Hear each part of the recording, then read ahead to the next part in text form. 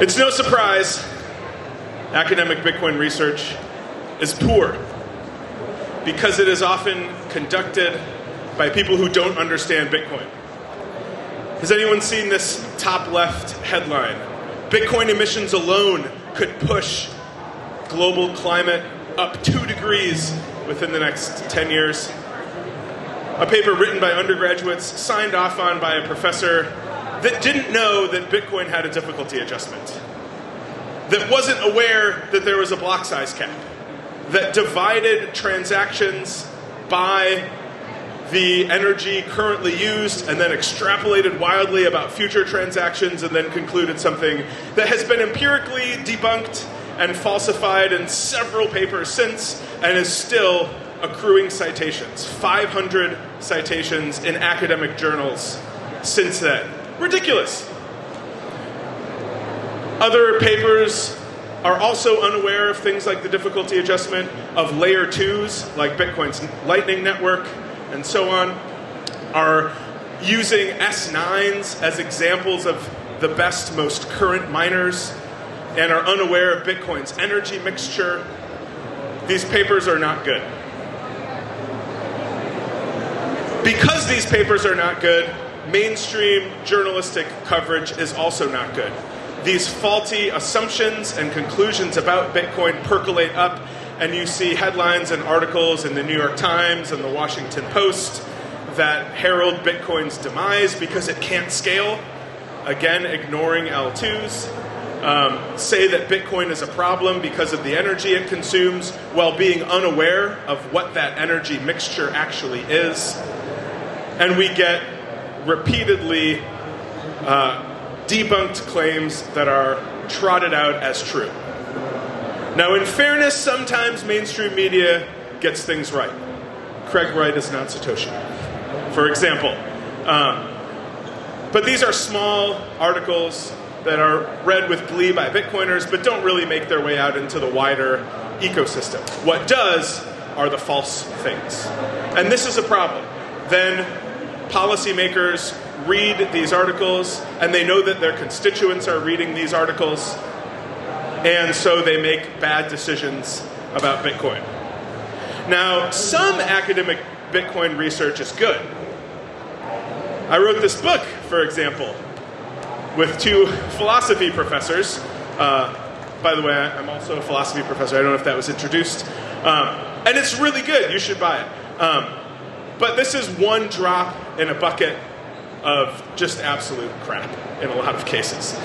There are, however, other academics who are doing really good Bitcoin research.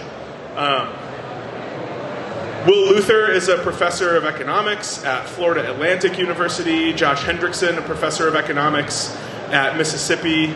Andrew Bailey, a philosophy professor at Yale and US College. Craig Warmke, a philosophy professor at Northern Illinois. Margot Paez, a graduate student at Georgia State. There is good Bitcoin research out there, but it's being done by people in small pockets working on their spare time outside of their normal academic pursuits. And so what's incentivized right now in mainstream academia is to say bad things about Bitcoin. And then those bad things are taken up by journalists and then by policymakers. And so we have a huge misinformation pipeline. And I think that it's one that needs to be fixed. And I'm not the only one. So, as of today, we are establishing at the University of Wyoming the Bitcoin Research Institute. This will be housed in an academic unit of the university, the College of Arts and Sciences. It will be interdisciplinary. It will bring together scholars in philosophy, economics, law, computer science, computing more generally, energy resources, environmental science, and anyone who's working on Bitcoin. Our goal is to build a network of academics who are writing about Bitcoin from a position of understanding. It's also to provide a network of academics who understand Bitcoin to those people who are writing papers that they believe are true but they don't understand the underlying network. They don't, for example, understand things like the difficulty adjustment or the block size cap. Had these people presented papers to a network of academics who knew these things before they were published, they would be either not making these errors or they'd be even more liable for making them. Presumably, they're trying to get to the truth and they just don't know what the truth is. And so a network of academics who work on Bitcoin, who understand Bitcoin, can help them get it right. We also know that academic projects in Bitcoin are not currently incentivized. If you're a grad student, it is very difficult to find a full professor who will allow you to do a research project on Bitcoin, and even rarer to be able to do a master's thesis or a PhD dissertation, a 100 or more page document just on Bitcoin, because these advisors aren't equipped to advise that kind of work. So what we're going to have to do is we're going to have to incentivize scholars to work on Bitcoin as a side project. Mostly, their advisors will tell them not to do this. They will say, focus on your dissertation, which is not about Bitcoin. You can't do this. It's dumb. But if you could go to your advisor and you could say, I was accepted to a workshop, all expenses paid. They're going to fly me to Laramie, Wyoming, up in the mountains in the summer. I'm going to relax, and I'm going to build a network of scholars. Advisors will be much more likely to think that this is a good use of time. What this will result in, then, is people who are incentivized to come, who learn, who build a community, who build a network, and then produce high-quality, peer-reviewed Bitcoin research from a position of understanding.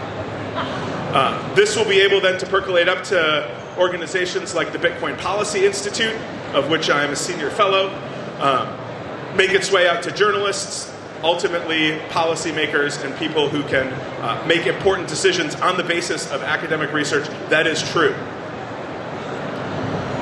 You might think, why Wyoming? But you shouldn't think that, because certainly you've heard of Senator Lummis. Senator Lummis is fantastic. She wrote a blurb for the book that I wrote, and she's fully in support of this idea.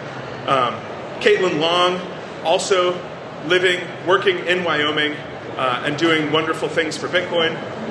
Senator Chris Rothfuss, one of the 3 Democratic senators in the Wyoming State Senate, is the chair of the Blockchain Select Committee and is also pro-Bitcoin. So Wyoming is the perfect place to, at least personally, interpersonally, establish this institute. Wyoming has tons of energy, historically oil and coal, but also it's windy as hell and also very sunny. So we have a lot of renewables, we have a lot of fossil fuels. We could do research about Bitcoin mining. We have a lot of Bitcoin mining, and we need more Bitcoin mining. We have some other centers within the university that are tangentially related to Bitcoin. We have a center for blockchain and digital innovation that, among other things, has projects in Bitcoin mining. They own a lot of Bitcoin miners, and they do Bitcoin mining. They teach students how Bitcoin mining works. And so we can partner with them on their Bitcoin projects. That's run by Steve Lupien. We also have a center for subsurface energy and digital innovation. Again, on the mining side of things, provides a lot of opportunities for academic research and for teaching students. We have a legislative environment that has been very carefully worked out around digital assets, and Bitcoin in particular, and a positive regulatory environment for companies. And here's the best part. The University of Wyoming can accept Bitcoin. If you want to donate to the Bitcoin Research Institute, you don't have to convert to a fiat currency first. We can accept the Bitcoin. We also have a treasury strategy for the University of Wyoming Foundation that has a 4% allocation towards Bitcoin. So not only will we accept Bitcoin, but we will hold Bitcoin.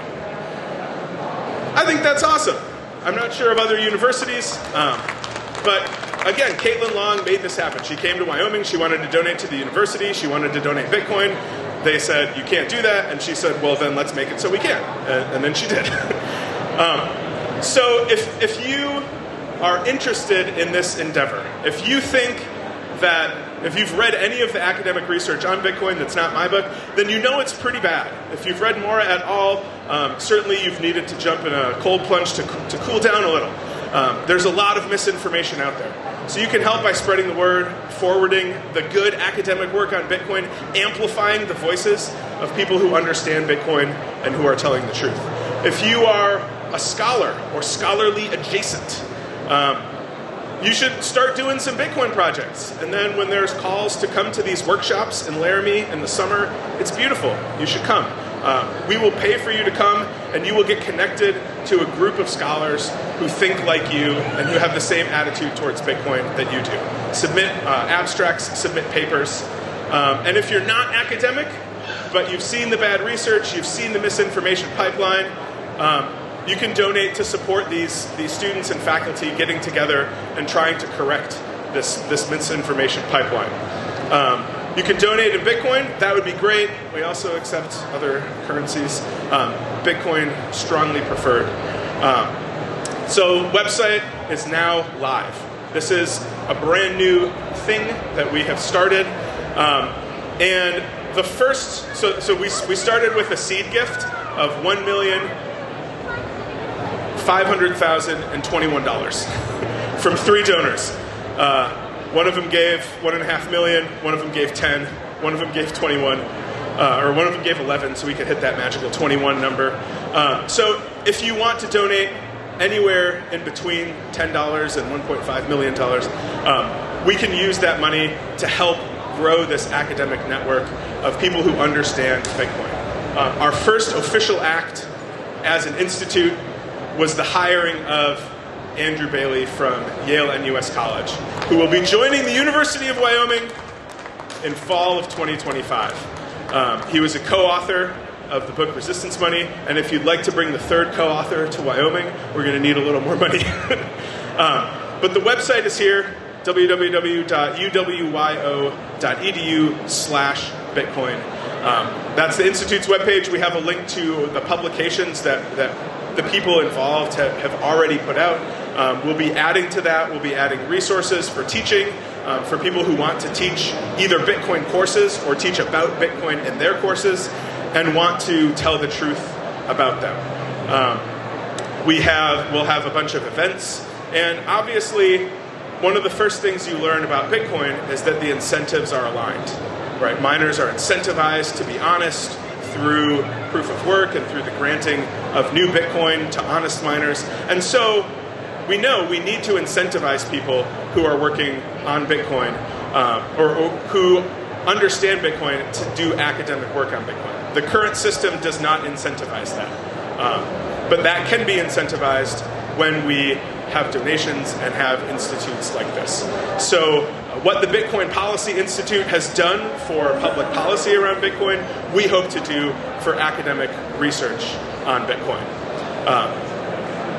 So to sum up, academic research on Bitcoin currently is very poor because it is mostly being done by people who don't understand Bitcoin. That misinformation percolates up into journalism and into policy. We have a solution, and it's the Bitcoin Research Institute. This will bring together scholars across all academic disciplines who understand Bitcoin to produce high-quality, peer-reviewed research, which will make its way up to journalists and to policymakers and fix the misinformation pipeline that currently exists. Thanks.